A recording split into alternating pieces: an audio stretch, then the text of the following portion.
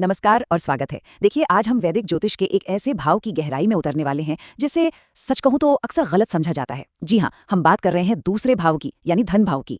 अब ज्यादातर लोग इसे क्या समझते हैं? बस पैसे का घर। लेकिन क्या हो अगर मैं ये कहूं कि हमारी असली जो अंदर की सुरक्षा होती है ना, उसकी चाबी हमारे बैंक खाते में नहीं बल्कि यहीं इसी घर में छिपी है। तो चलिए आज सच्ची दौलत के पीछे छिपे रहस्यों को मिलकर उजागर करते हैं। तो चलिए सीधे उस सबसे बड़ी और जरूरी सोच से शुरू करते हैं जो इस पूरे विषय की आप कह सकते हैं नींव है। एक पल के लिए, बस एक पल के लिए अपने बैंक बैलेंस को भूल जाइए। दूसरा भाव पैसों से कहीं कहीं ज्यादा गहरा है। ये वो ऊर्जा है जो हमें जिंदा रखती है, हमारे सर्वाइवल पावर। लेकिन उससे भी ज्यादा गहराई में जाकर देखें तो ये वो वैल्यू सिस्टम है, वो मूल्य प्रणाली जिस पर हम अपनी पूरी जिंदगी की इमारत खड़ी करते हैं। संक्षेप में कहे तो यही हमारी असली बुनियाद है।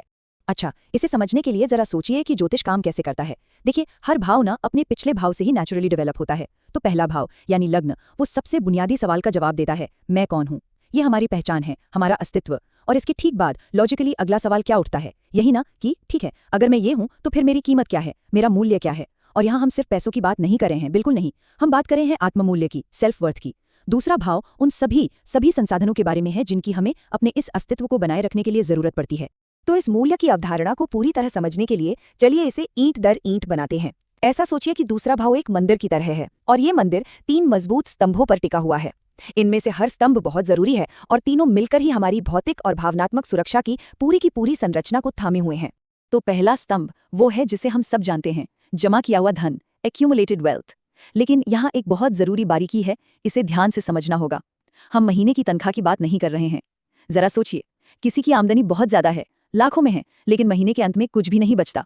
क्या वो दौलत है? नहीं, वो दौलत नहीं है। दौलत वो है जो सारे खर्चे चुकाने के बाद आपके पास बचती है। ये आपका सुरक्षा जाल है, वो तकिया जो मुश्किल समय में आपको गिरने से बचाता है। असल में यही वो पैसा है जो सच में आपका है। और ये जो अंतर है ना, ये स्लाइड इसे बेहतरीन तरीके से समझाती है।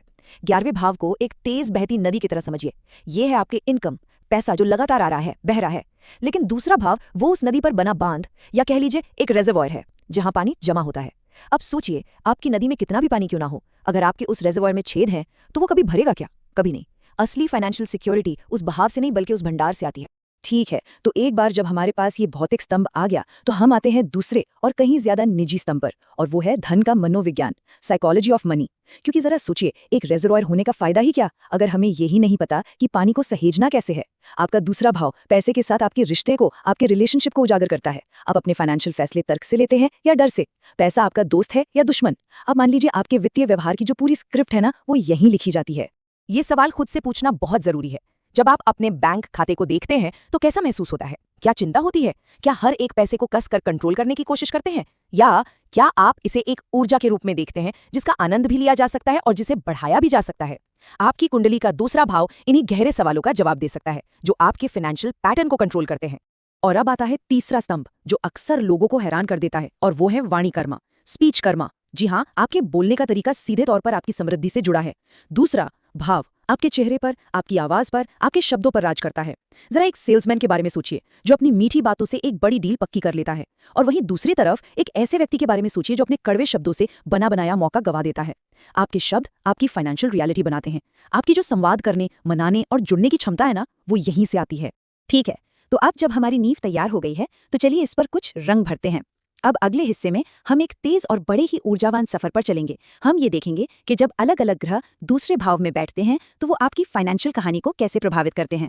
ये एक रैपिड फायर गाइड होने वाली है, तो चलिए शुरू करते हैं। सबसे पहले सूर्य। दूसरे भाव में सूर्य होना अक्सर एक सेल्फ मेड एटीट्यूड देता है।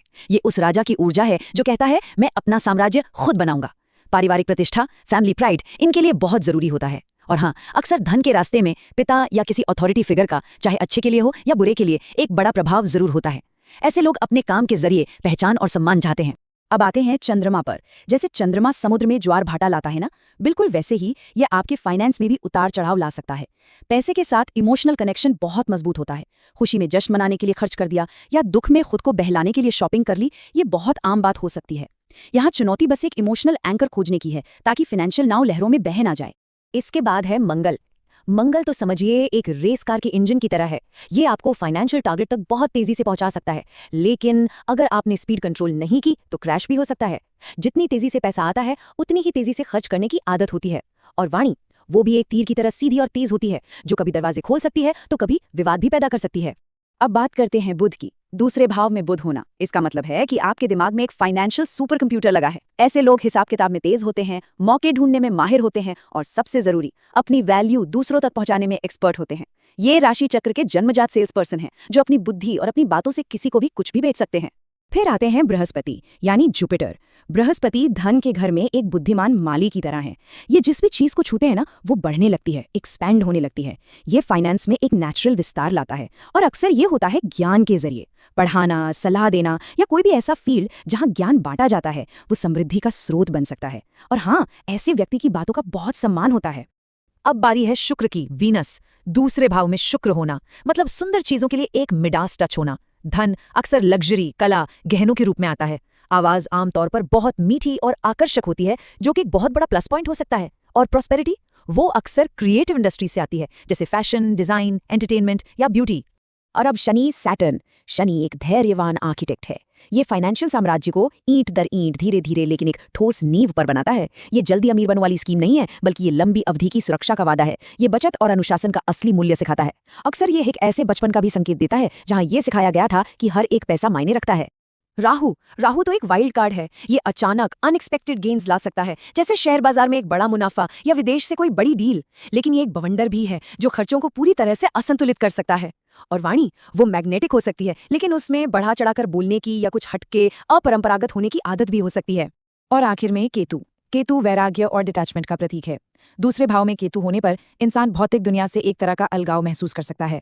पैसा उनका मेन टारगेट नहीं होता, उनके वैल्यूज ज्यादा स्पिरिचुअल होते हैं। ऐसा नहीं है कि वे पैसा नहीं कमा सकते हैं, लेकिन वो इससे चिपकते नहीं हैं। वे एक सादा, सिंपल और मीनिंगफुल जीवन पसंद करते हैं। तो अब जब हमने देख लिया कि ग्रह इस तस्वीर में कैसे रंग भरते हैं, तो चलिए अब और भी गहराई में खुदाई करते हैं, हमारे फाइनेंशियल पेड़ की जड़ों तक जाते हैं। क्योंकि पैसे के साथ हमारी कहानी हमारी पहली तनख्वाह से शुरू नहीं होती, नहीं, ये तो हमारे बचपन की यादों में शुरू होती है। तो चलिए हमारी समृद्धि के इस जेनेटिक कोड को डीकोड करते हैं। ये एक बहुत ही पावरफुल आइडिया है। दूसरा भाव हमारे शुरुआती पारिवारिक माहौल को भी दिखाता है। मतलब घर में बचपन में क्या माहौल था? क्या हमेशा पैसे की कमी की बातें होती थी, या पैसे को हमेशा बहुतायत में देखा गया? क्या माता पिता को पैसे के लिए लड़ते देखा? बचपन में सुने गए ये वाक्य और देखे गए ये सीन हमारे सबकॉन्शियस माइंड में गहरे विश्वास बन जाते हैं, और बड़े होने पर हम अनजाने में उन्हीं पैटर्न्स को बार बार दोहराते हैं। और यही जुड़ाव हमें एक और भी गहरे और सच कहूं तो गंभीर सिद्धांत की ओर ले जाता है। आपको याद है, हमने शुरू में कहा था कि दूसरा भाव हमारी सर्वाइवल पावर है। खैर, ज्योतिष में इसका एक टेक्निकल नाम भी है, मारक। अब इस शब्द से घबराना नहीं है, इसका मतलब लिटरल डेथ नहीं होता। इसका मतलब यह है कि ये भाव हमारी जीवन शक्ति से, हमारी हेल्थ से और हमारी लंबी उम्र से इतनी गहराई से जुड़ा है कि यहाँ पर कोई भी गंभीर समस्या हमारी पूरी की पूरी लाइफ फोर्स को प्रभावित कर सकती है। और यह हमें याद दिलाता है कि असली दौलत कागज के नोट नहीं, बल्कि वो ऊर्जा है जो हमें जिंदा और स्वस्थ रखती है। तो इस सारी जानकारी के साथ अब हम अपने आखिरी सेक्शन की ओर बढ़ते हैं। सवाल यह है कि हम इस ज्ञान को प्रैक्टिकली लागू कैसे कर सकते हैं, और एक मजबूत दूसरे भाव का असली आखिरी मतलब क्या है। चलिए आंतरिक सुरक्षा की इस चाबी को खोजते हैं।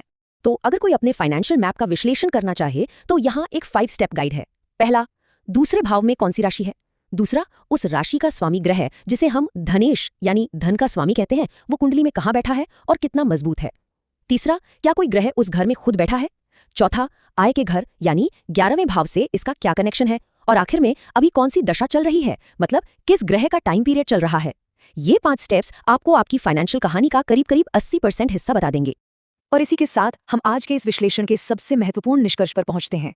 देखिए, हम सब पैसे के पीछे भागते हैं, ये सोचकर कि ये हमें सुरक्षा देगा, लेकिन ज्योतिष हमें सिखाता है कि ये क्रम उल्टा है। दूसरा भाव आपकी आंतरिक सुरक्षा है, आपकी इनर सिक्योरिटी।